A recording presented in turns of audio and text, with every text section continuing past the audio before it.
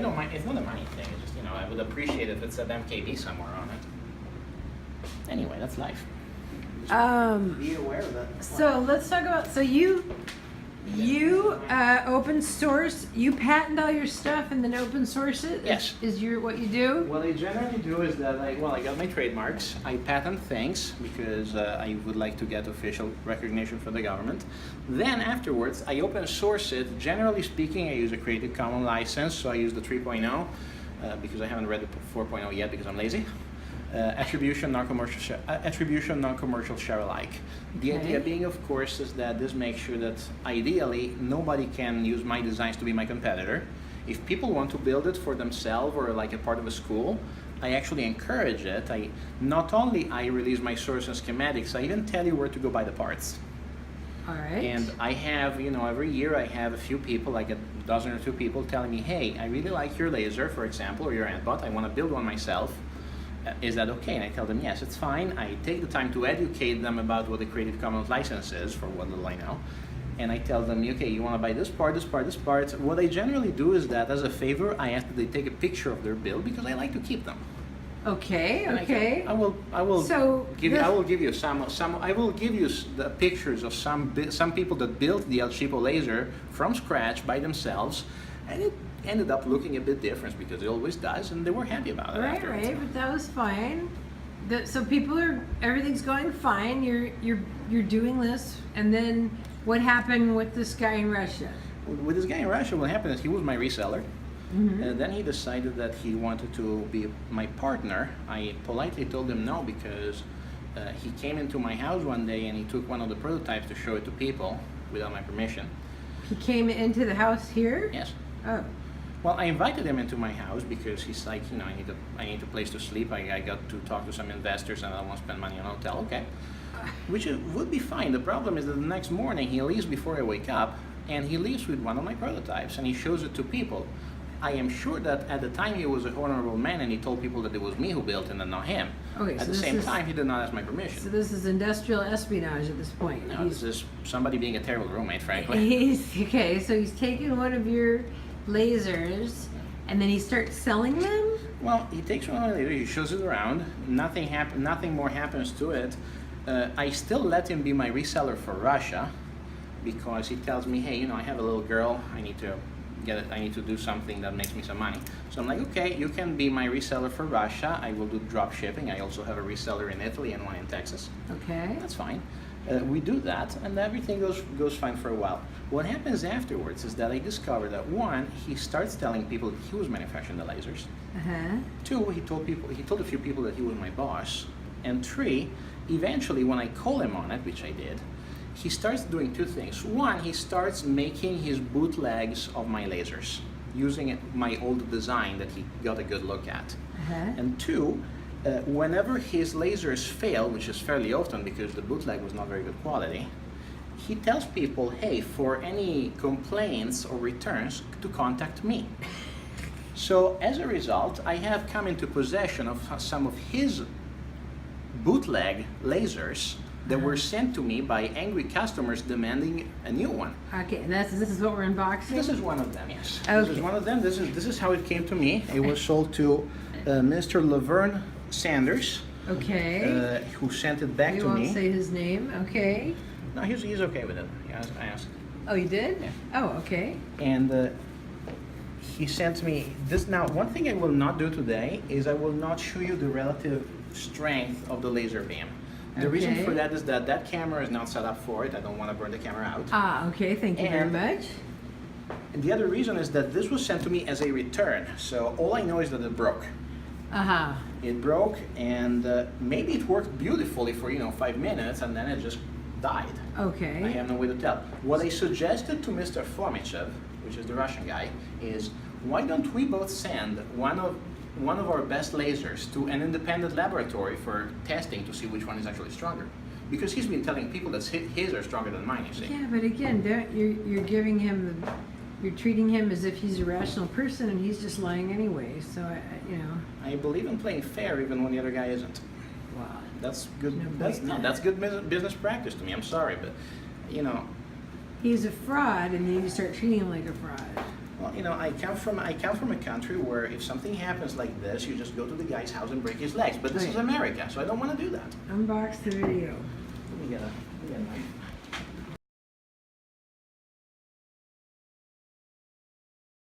Let me get in. All right. Okay, so I would like to do a comparison, and I will try to make it as far as possible between the craftsmanship of the real El Cheapo laser and this thing which he used to call an endurance El Cheapo laser. Now he just calls it an endurance laser because I finally got the point that I had a trademark. So this is sealed. It has come to me in this box. I asked to put the tracking number across the tape so that it's clear that it's sealed. Are you recording this? I am. Great. So let's open this thing up. And let's be as fair as possible. Now, I generally ship my lasers with 2 pairs of safety goggles. I think so does he. So here's the thing. He's sending out with 1 pair of goggles. Okay. They're actually the wrong color. They're supposed to be green. This is what the laser looks like. Now, it's missing a fan. It's supposed to have a fan on top of it. All right. The metal work is actually pretty good. You can see here these are very well centered holes. That's actually a problem. He's clearly done his homework in that sense. So the metal work is actually good. The metal work on mine is completely non-existent because instead of using metal, I use a custom designed 3D printed case. It looks a bit weird. For example, it looks weird that the heat sink is in this position instead of 90 degrees. The reason for that is that we actually tested this in the wind tunnel. Okay. And we found that this is actually it does not bring the most air down on the workpiece, but it gives the most cooling to the laser diode, which is what's important. Now, I don't want to open this guy up, so let me show you what's inside. This is the real El Cheapo. This is version 3.14. Okay. You can see this is the diode. This is the heat sink. These are the twin current regulators operating in tandem, and Right. basically they thermoregulate each other. This is the protection diode. This makes sure that if you were to connect this thing backwards, nothing bad would happen. All right. This is a 80 amp MOSFET transistor for, you can use this for 2 things. You can use this for either pulse width modulation to kind of throttle the laser. You can also use it to send an audio signal using the laser, which you can see in another video. I'm mostly showing it up because I want to see how precise the throttling is. This is the initial voltage regulator. This is the fan, obviously. And what you see here, this little box here, this is interesting. This is a gravity switch. Basically you can think of it as a mercury switch, except there's no mercury in it. There's some other compound in it that is no longer mercury because mercury is toxic. This makes sure that the laser only fires when it's aimed downwards for safety. There is a second one here, which is used for compatibility with Alex Maker laser rigs. And you can also put this one on your lid so that you can also make sure the laser does not fire if the lid is open. Okay. This gives me 2 redundant layers of safety, and it is FDA compliant. Okay. This doesn't. Again, there's no laser. There's no fan here. However, I note that he probably uses a similar laser to mine. Same fit. Yeah, but if he sent that to a person without any fan, right? They can't use it without a fan, can they? Well, no, you need a fan on it. They can't use it. Yeah, so let's open this thing up.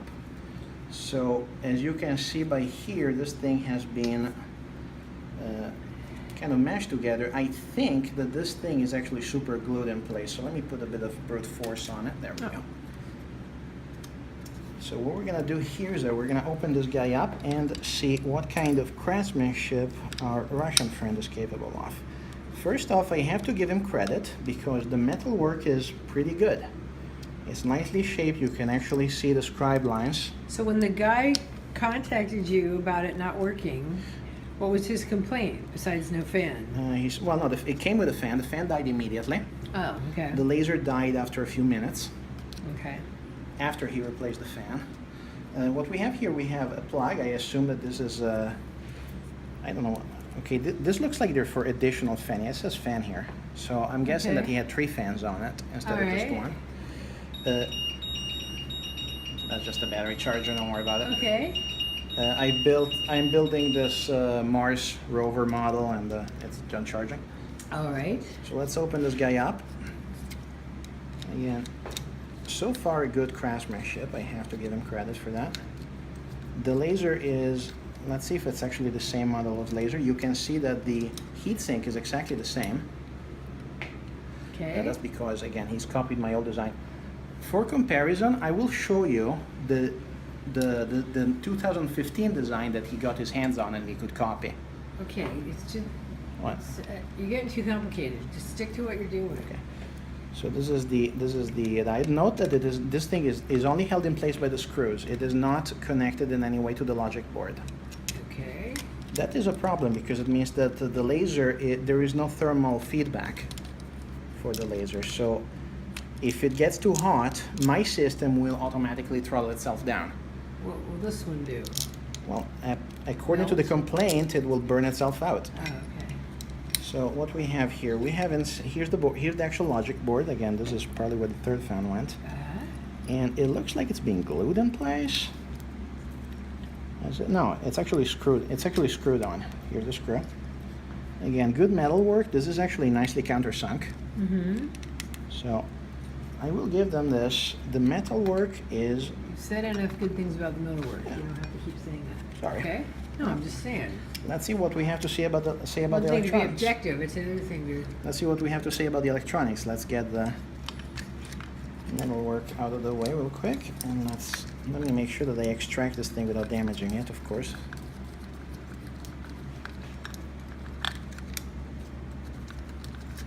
And this is what we find. First off, we find that the voltage regulator is exactly the same, except that his is not doubled up, which it should be, and does not have an extra heatsink, which it should have.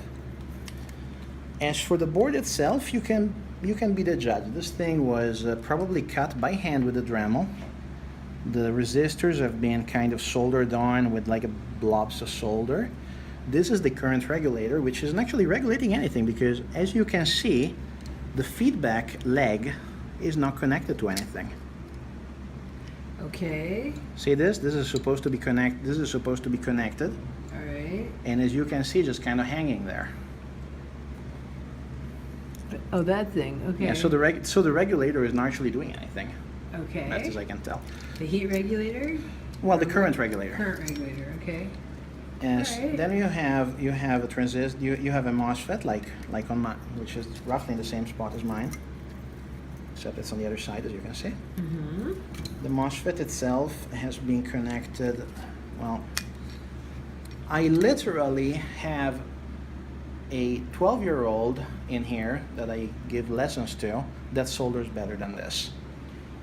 So it's back, this is what you were telling me about before. Yes, about soldering. this is again metalwork, perfect. Sold the actual electronics. Yeah. You would not buy this from a Chinese bazaar. And it's look too at bad it. because he could actually learn how to solder pretty easily, right? Yes, It's yes. like he's got the hard part. Yeah, look at this mess. Yeah. So there's no solder mask. So what else is, so summarize again, what's wrong? The regulator didn't go anywhere. This is essentially, well, yeah, the regulator doesn't go anywhere. The diode is kind of flying here. He ran out of room on the board, so you got like components just kind of hanging in midair, connected just by the part. So if this were to touch against something, you would just short everything.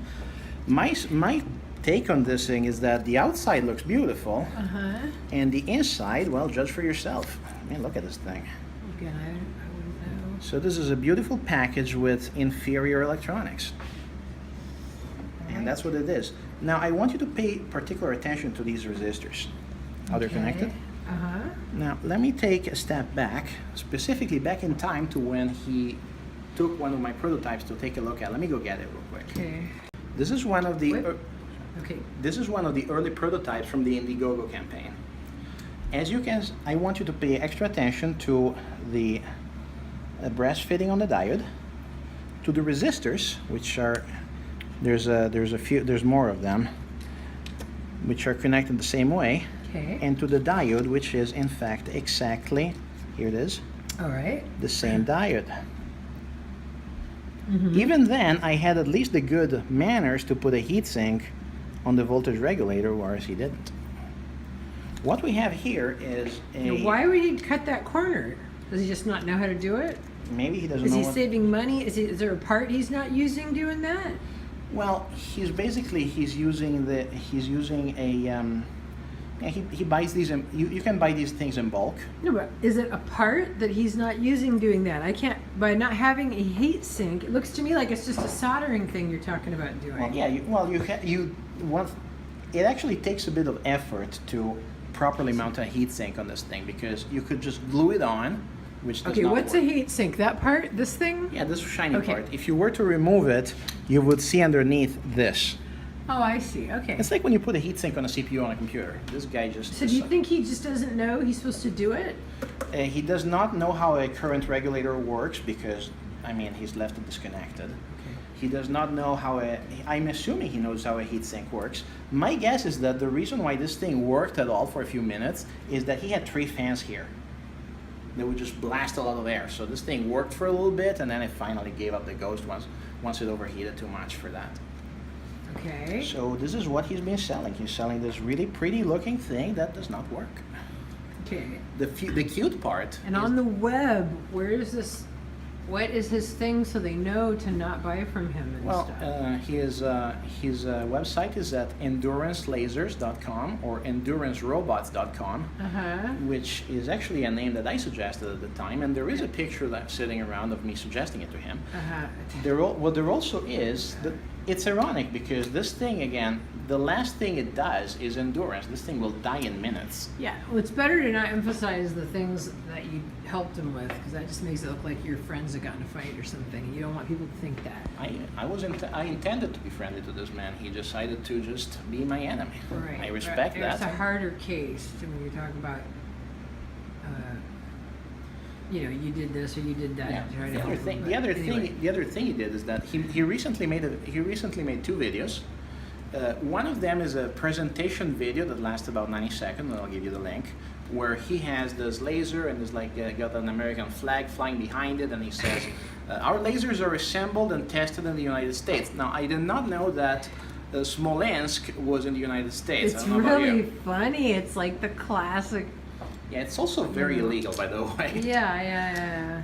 The other video he did is that he takes one of my lasers and he measures their output on a laser on a photometer, and he says, "You see, the El Cheapo is a scam because I have taken an 8-watt laser, measured it, and it only outputs 4 watts." I know. The thing is, the laser he's using in his video is one of these. It's one of the old ones.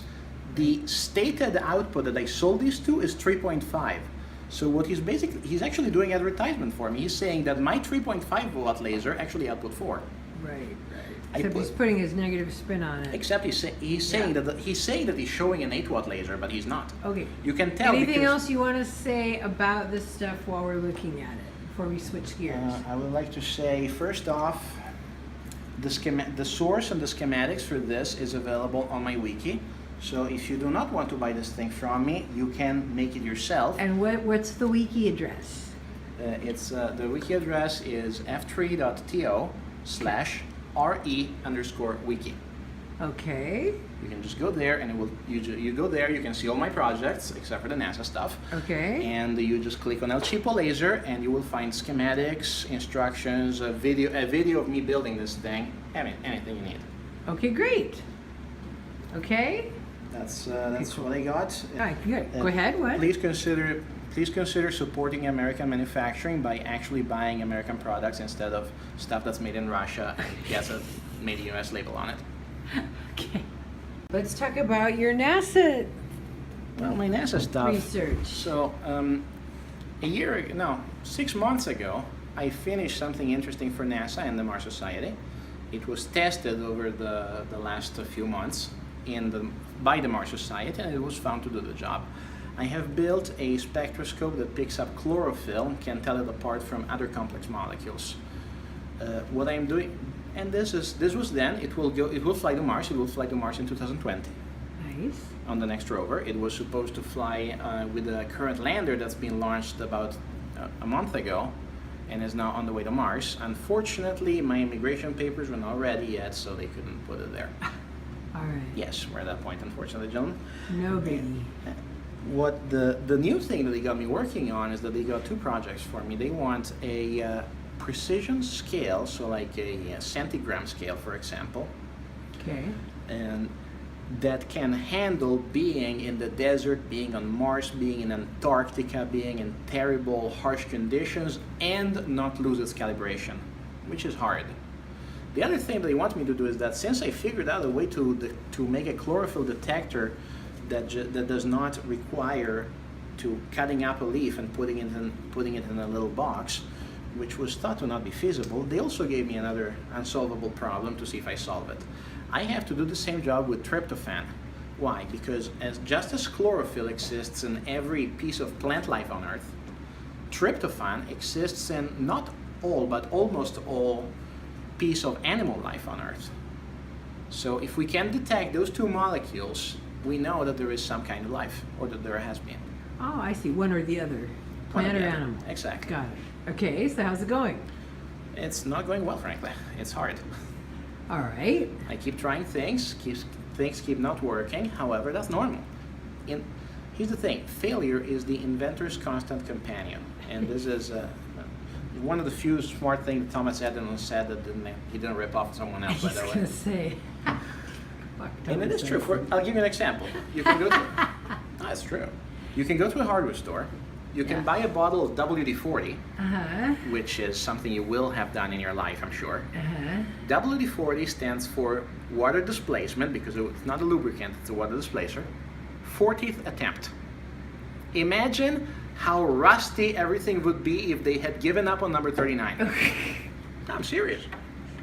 This is R&D. If it was easy, somebody would have done it already. All right. So, what are you doing that's not working so far? You were telling me you were hitting it with a laser, and it did nothing, and then burnt it, right? Exactly. Okay. This is actually what happened with the chlorophyll stuff. So I was making these things, and it so happened. Those are lasers? Yes, these are my little lasers. And it so happens that I was also playing around with infrared vision. And what I noticed is that I went outside.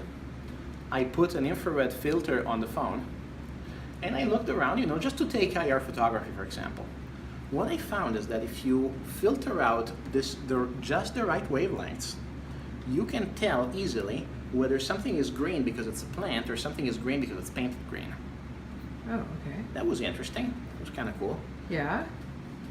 Coupling that with sending it just the right laser frequency for the chlorophyll to fluoresce a little bit, I was able to detect whether whether a sample of anything contains chlorophyll or not. Okay. And the cute thing is that if you were to look this up in the textbook, you would find that the chlorophyll actually fluoresces at a completely different frequency. So what was I doing differently? I was sending sufficient laser light to the chlorophyll that instead of catching its fluorescent frequency, I caught its third harmonic. Now, this is something that normally radio waves do, but a photon and a radio wave are just are the same thing. They're still photons. Okay. So all I had to do was look a little bit further afield than what people normally would do. My method is very energy inefficient, but it's just a detector, so I'm wasting a few milliwatts of power. Who cares? Okay. However, it lets me find chlorophyll without having to cut up the sample, which is great because then I can just scan for the molecule as the rover moves around. It can have a downward facing sensor that will pick up chlorophyll if it does. And if it does, it's gonna, hey, there's something here, let's dig here. Stop and dig. Exactly. And wait, that's more information than we had the last time I interviewed you about the chlorophyll detector. Well, Did you know it was a third harmonic before? We just never got into it. Yes, what happened since is that I have since, written a paper, filed a patent and everything else, so I'm comfortable with sharing this. Aha! All right, cool. For tryptophan, we're trying to do the same thing. The problem is that tryptophan is a somewhat more compact molecule. It's not bigger or smaller, just more compact. And what does that even mean, more compact? well, it means that its resonant frequencies, instead of being in the infrared, they're all in the ultraviolet. Okay. That causes two problems. One, if I have to give it a higher frequency, I have to go into the deep ultraviolet, which frankly, that's expensive. The parts for it are expensive. And the other problem is that since I am shooting at fairly high power lasers and things, the laser beam itself for my chlorophyll detector is visible. It's a deep purple. Okay. For tryptophan, it cannot be visible, which is a problem because then I have this potentially eyeball-destroying laser. Hold this right here. Just hold it on yourself like this. Sure. I have this potentially eyeball-destroying laser that my eye cannot see if it's on or not. Ooh, In my not lab. good. In my lab. I don't want to do that. Uh-huh. So that means that I have to make sure that I have a reasonable amount, and by a reasonable amount I mean at least 2, of safety mechanisms, because you know what, I got 2 eyes, I like to keep both of them. So that means that the work is naturally slower, because every time you try to change something, you gotta take it out of the box, do your thing, put it back in the box, and then turn the interlocks back on. You mean when you're looking for the tryptophan? Yes. Okay. It's just more difficult. Well, the thing about the chlorophyll You mean to be detector- safe? Yes, the thing about the Okay. chlorophyll detector is that it requires some amount of precise tuning. Again, my specialty is like actually old stuff. It's analog electronics when it comes to these things. Okay. Problem is, chlorophyll, I can see the light. I can tune it with my eyes. Okay. Tryptophan, it's all in the ultraviolet. I cannot see what I'm doing, so I Wow. have to adjust it a little bit, check, adjust it a little bit, check. All right. It So it's takes already longer. a longer process. Okay. Again, if so, it was so why were easy- you so discouraged just now when we were talking about it? What's not going wrong? I'm not discouraged. I'm hoping for a flash of inspiration that has not come yet. All right. Well, so I'm here to give it to you. So what do you need? What have you done so far, and where are you at when it's this or that? We'll make a decision. I am making the fundamental assumption that the method I discovered for chlorophyll might apply to tryptophan. Maybe it just doesn't. Maybe I'm barking out completely the wrong tree. Might apply to tryptophan, but which part? You mean the infrared that it would? No, the fact that if you try to fluoresce something, in addition to fluorescing at the frequency that it fluoresces at, it will also fluoresce a little bit on some harmonics, which are easier to detect. But wait a minute. You said it doesn't fluoresce. You said it ultraviolets. Yes, it fluoresces in the ultraviolet region. Oh, in the ultraviolet spectrum. Oh, Yes, okay. fluorescence isn't just like glow in the dark stuff or black light stuff. Oh, okay. It is an actual It's just technical a term. reaction kind of thing. Yes. Okay. It means that you're feeding it photons and it spits some of those photons back at you at a lower frequency. Oh, okay. Cool, cool. So far, you've been hitting it with ultraviolet laser beams in this controlled environment. Of various kinds, yes. And what has the reaction been? The reaction so far has been nothing. I amped up the power a little bit, nothing. I amped up the power a little bit, repeat about 20 times. And then I'm just shooting it too much photons and it just catches on fire. So you're looking for that sweet spot between nothing and catching on fire. Essentially, I was able to do it for chlorophyll. We will see if I can do it for tryptophan. Okay. And is there anything about the frequencies being ultraviolet that give it different properties that need to be taken into account while you're going up the ladder? It is. For one, they're ionizing radiation, so they're potentially cancer-causing. Ooh. So I want to be careful with them. Yeah. Then I cannot see them, but the energy is enough to destroy your eyes, so I want to be careful with them. Yikes. I think I'll wait. I think I'll leave before you go back to resuming these experiments. That's probably a good idea. Also, that's another thing. Regular goggles, these don't do anything against ultraviolet. You might as well not be wearing them. So he sent the wrong kind of goggles too. Oh no! These kind of like regular tinted goggles Uh-huh. do not help you against the ultraviolet. Oh, for ultraviolet you mean. In addition, Okay. it's not even the same kind of ultraviolet you get from the sun. This is deeper stuff. It's halfway to X-rays. Okay, so So- you have to have special glasses for it. No, that's the problem. There are no glasses there for aren't it. any? That's why you have to have the box. You just have to be careful. Okay. That makes the work Well, less it's more interesting.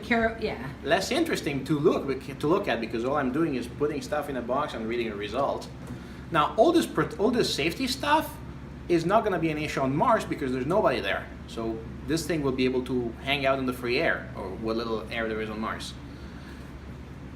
This is just to make There's sure that nothing else that you don't want to expose with those kind of ultraviolet. You're saying it gets so much ultraviolet from the sun already, it's No, going I'm to be saying fine? that there is. I'm saying that if we're looking for small traces of something alive, if we happen to hit an actual animal with this laser, and it will, run away and scream in pain. I'm joking. Obviously, there are no macroscopic life forms on Mars. Well, we hope there aren't. We don't know that. Well, we're looking for microbes at the moment. I know, but I was saying we don't want to nuke them with ultraviolet That's rays, the other thing. right? I don't want to be the one that finds life on Mars and then kill it. And then nukes it. So it is a consideration. We should, Yes, it should it be is. in a box no It matter is. what it is.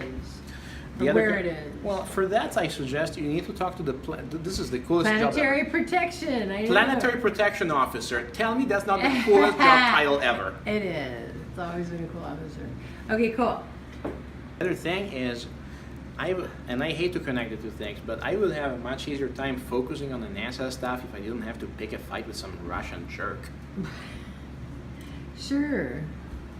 Of Well, course. Well, it takes time. I gotta get a lawyer. It takes time out of my day. It's not. I don't think they're. Again, I don't know what you can do legally when they're over there in Russia. It's too hard. Actually, that's the thing. So one of the stupid things this guy has done, possibly it's because that way he thinks that he can write "Made in the U.S." He does not actually have a corporation. He's doing everything through an individual. However, on his website, the legal seat of his company, which may or may not exist, I can't figure it out. It certainly does not exist in America, is in Florida. So I may be able to sue him in Florida. Well, he just put that it was in Florida on the website, right? You don't know if it really is.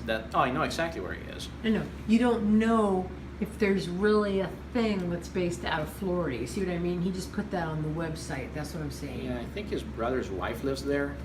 Well, you don't want to go there. No. Again, I don't wanna- It's what? novel. So it's novel what they've done, but it's not how you want to do things for the reasons that you will explain. Well, it's not novel. It's something that you will find it's something you will find in labs. The problem is that it's not something you want to do if you want to run the diodes full blast, because one of the weaker of these two diodes will get these mirrors. So this is cute again. The lens is here, right? So this laser is shooting through this prism. Okay. This one is shooting through this filter, this mirror, this prism, and so they're combining their beams. They're both going through the prism. Yes. Yeah. And you said it works, but It works. blow out. Well, it will work until one of these two, because the problem is that there is always a little bit of reflection every time you go through a glass. Okay. Like 5% of the beam comes back to you. Now, in this case, the beam will shoot back into itself. That overheats the diode, and it will eventually cause it to avalanche. What they plan to do is that since I figured out how to buy these for cheap, mine are different, they're slightly better shape. I am actually going to do something similar to what they're doing, except mine is going to have a cross feedback system. So first off, we're going to use one of these instead of these. These are from Germany. I got a bunch of. I tried to use as many American components as possible. Okay. These are from Germany because right now I want to use the highest quality optics that I can get. And right, you try to use Fantastic. American components because you never know when you're going to want to throw something on the Mars rover, right? Yes, and also I just, I'm in America. I like to work with them. I like to use American parts if at all possible. If I was living in Italy, I would be very happy to put a Made in Italy stamp on my machine. As it is, I put Made in US stamp, but I don't think that Made in US means much if you're just buying Chinese crap and putting it together, which is what a lot of companies do. Okay. So I try to. That's why, Point for example, noted. for example, that's why I try to buy these in Oregon. For example, I could probably get them in Korea for a lot cheaper. But this guarantees quality, and it guarantees quality for one. These boards are actually made by a manufacturer that does aerospace stuff. So I don't have to aerospace rate everything. Cool. It's already rated. Yeah. You're saying okay. A lot less paperwork drives me a lot. Okay. Plus, that way I know it's good. That Yeah. way I know it's good. I don't Yeah. have to worry too much about it. What's interesting is that I want you to feel the weight of my machine, which, let me go grab one real quick. That's Okay. already completed. And I want you to feel the weight of their machine. So this is basically what mine is. It's about 100 grams, 105 grams roughly. This is very light. This feels Yeah, this this feels is like theirs. this is like a cell phone, maybe, Yeah, all right. if And that. This is their system. Roughly the same power. Whoa. Yeah, there's other. Okay. Oh. Yeah, there's other bits and pieces there. It's a bit heavier, isn't it? It's quite. It's like 4 or 5 cell phones at least. And so basically, that's where we are again. These guys, I don't have a problem. These guys actually did something very clever. I am going to see if I can one up it, of course. Yes. Because I've actually got a design which I hope will be better. But if we're doing the other problem is that this is a class 4 laser because Uh-huh. it's got multiple emitters. Okay. So in theory, you shouldn't be able to buy this unless you got a license. Oh. I got this on eBay, so that tells you how much people actually care. Uh-huh.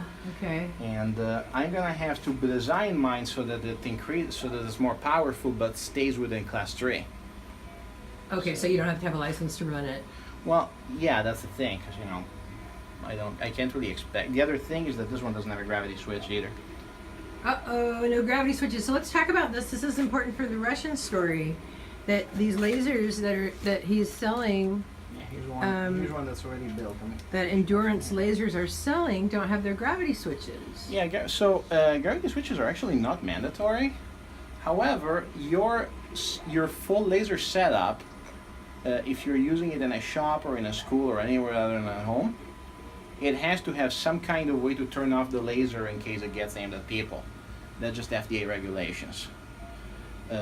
Mine, in the specific, actually has one built in. It's actually this part over here.